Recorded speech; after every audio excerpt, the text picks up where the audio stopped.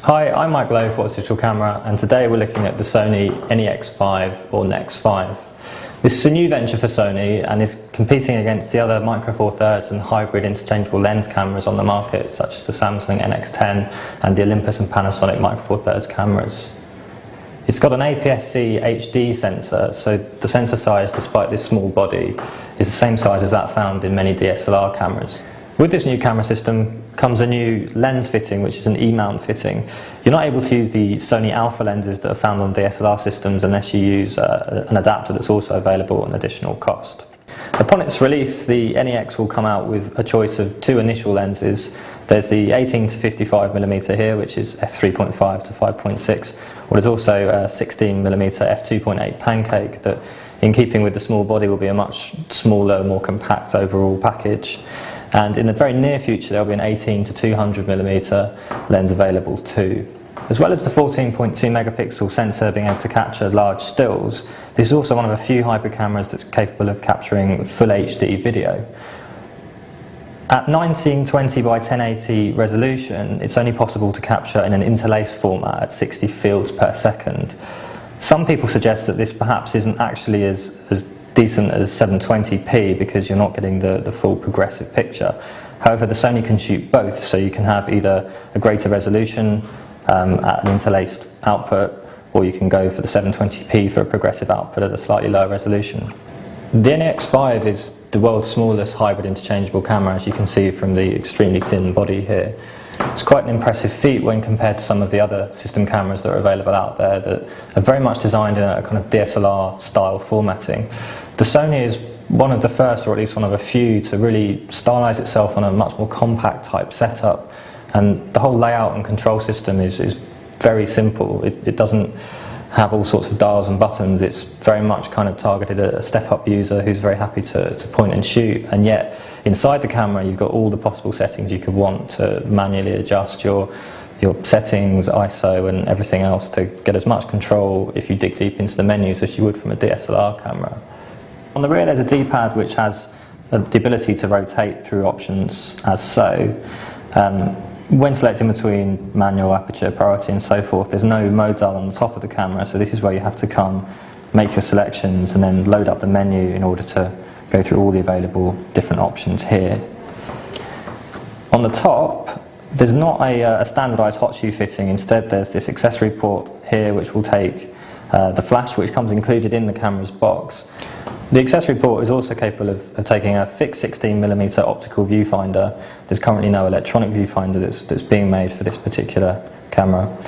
And as well as stereo sound that can be recorded in the body itself, should you want a better quality sound with less wind pickup, then you can also opt to buy a stereo microphone that plugs into a specific Sony fitting on this camera. It doesn't use 2.5 or 3.5mm jacks as standard on many other cameras.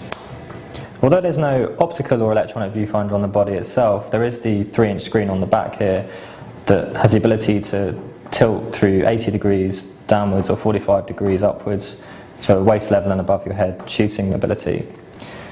This employs Sony's True Black technology, which can be found in other high-end specification models such as the Sony Vaio laptops, and basically gives a much better range of blacks.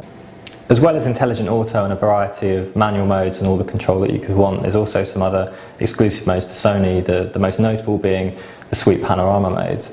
This mode's come from previous compact cameras, which allows the ability to rotate the camera in real time through 226 degrees to take a single shot that's then stitched in camera into one single JPEG.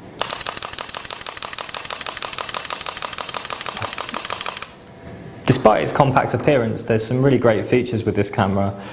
It's perhaps not as decent as a DSLR overall, but then this isn't particularly the market it's necessarily looking to cover. The quick AF live view system is impressively fast, equally as good as the nearest competitor. There are a couple of small issues, things like when you turn the camera on, it can take between 1, sometimes even 3 seconds from starting up from cold. This might not sound like a particularly long time, but actually if you want to grab a shot very quickly, it's a bit of a nuisance. Also, the screen on the back, although it's a great resolution and it looks good, there's no particularly decent coating to stop fingerprinting. Although I've used it in bright sunlight and that wasn't a particular problem, just too many fingerprints could cause kind of a greasy reflection that became a bit of a pain at times. Overall though, it's a really impressive performer. The NEX5 is capable of shooting from ISO 200 through to a really high 12,800. This makes it the most sensitive in its class, and also the image quality is really very impressive. From 200 through to 3200, images retain very low image noise, and the clarity from the lenses is pretty spectacular.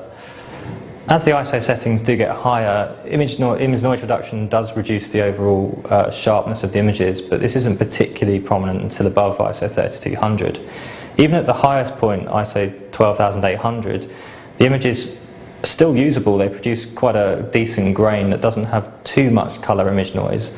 It's possible to shoot both RAW and JPEG files either on their own or simultaneously, and this produces Sony's ARW RAW file type. Included in the box is software to read these files, although a future update will see the likes of Adobe's Photoshop and similar programs able to read them. The RAW files themselves aren't particularly different to the JPEGs. They have slightly more detail, they're perhaps ever so slightly sharper, but the JPEGs are processed really very successfully. They're pushed slightly in terms of contrast, which actually produces a very pleasing result, and whether a step up or new user or a much more advanced user that wants to make the most out of RAW, the NEX5 will certainly see that you can do so from both formats. Overall, the NEX5 is a great camera. There's certainly a couple of frustrations in terms of advanced users getting the most out of it because of digging through menus to get the best out of the camera. However, it's got great quick AF live view, the lens is a good quality, the image quality is class leading by far, and there's some exceptional modes such as sweep panorama. Overall, we gave this 90% and our gold award.